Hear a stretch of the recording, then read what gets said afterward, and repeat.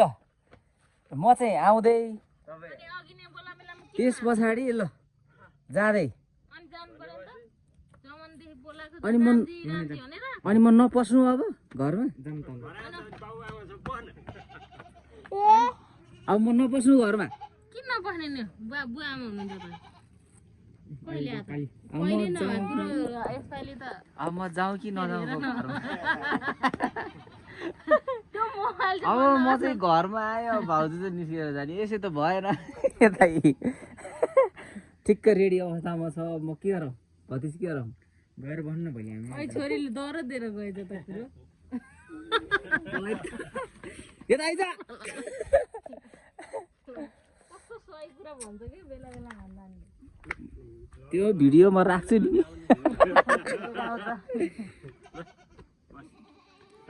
भोलि बिहान लो चाँडै आउनु पर्यो भोलि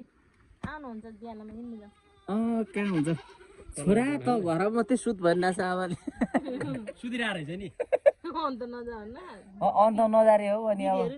1 वर्षमा आएको अब त छोरा घर मात्रै सुत अन्त जानेन भन्छ जानु पर्दैन भन्नु जाने हो भोलि रागो काट्ने दसैँ त मनाउनु पर्यो दसैँ नमान्नु कुरा भएन भोलि चाँडै आउनु पर्यो कहिले आयो तपाईँ खासमा चाहिँ खासमा कहिले खासमा कहिले आएको भोलि चाँडै आउने है भतिजी सुन्दै नसुन्या पिता भेट्छ चाँडै आउने त्यहाँ घरै गयौँ यो चाहिँ मेरो ठुल्बाको घर हो च्याट्टै दसैँ ठुल्बा अहिको मासु कति छ निकाल्नु न हो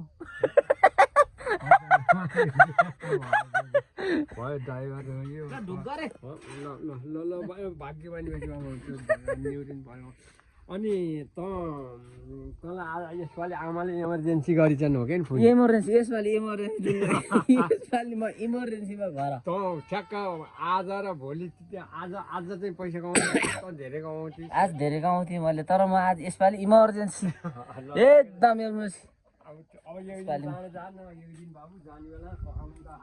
अन्त भनेको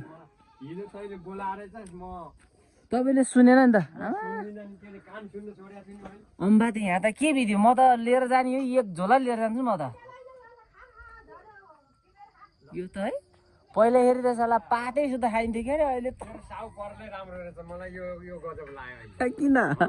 त्यो आमाले एउटा फोन गर्ने बित्तिकै ड्राइभर पठाइदिन्छ भने ऊ साउ आफै चलाउँछ के म एउटा मात्रै ल्याउनु प्रसाद भनिहाल्नु पो म यहाँ अहिले यहाँ अचम्मै भइरहेछ के भयो ल भो पेट अगाएर